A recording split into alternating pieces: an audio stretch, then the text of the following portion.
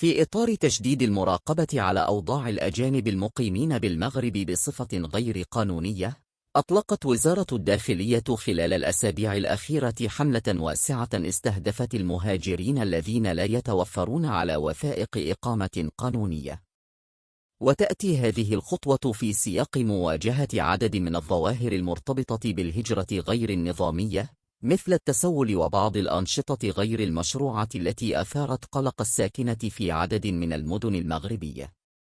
وبحسب مصادر مطلعة، قررت وزارة الداخلية ترحيل الأجانب المقيمين فوق التراب الوطني بطريقة غير قانونية دون تمييز بين الجنسيات، سواء تعلق الأمر بمهاجرين من دول إفريقية أو آسيوية أو أوروبية، وذلك ضمن مقاربة تهدف إلى تنظيم ثمانية وضعية الهجرة وتعزيز الأمن والاستقرار داخل المملكة.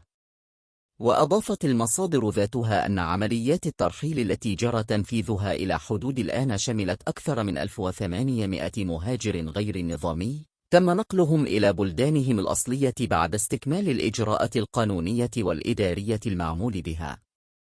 كما كثفت السلطات خلال الفترة الأخيرة عمليات مراقبة الهويات ووثائق الإقامة بعدد من المدن الكبرى.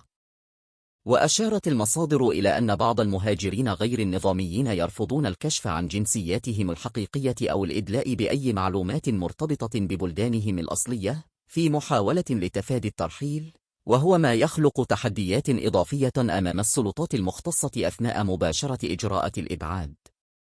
وفي هذا الإطار، أوضحت المصادر أن السلطات قد تلجأ في بعض الحالات إلى ترحيل بعض المهاجرين نحو دول إفريقية تربطها بالمغرب اتفاقيات تعاون في مجالات الهجرة ومكافحة الاتجار بالبشر والهجرة غير النظامية، وذلك بعد استكمال مختلف مراحل التحقق من الهوية.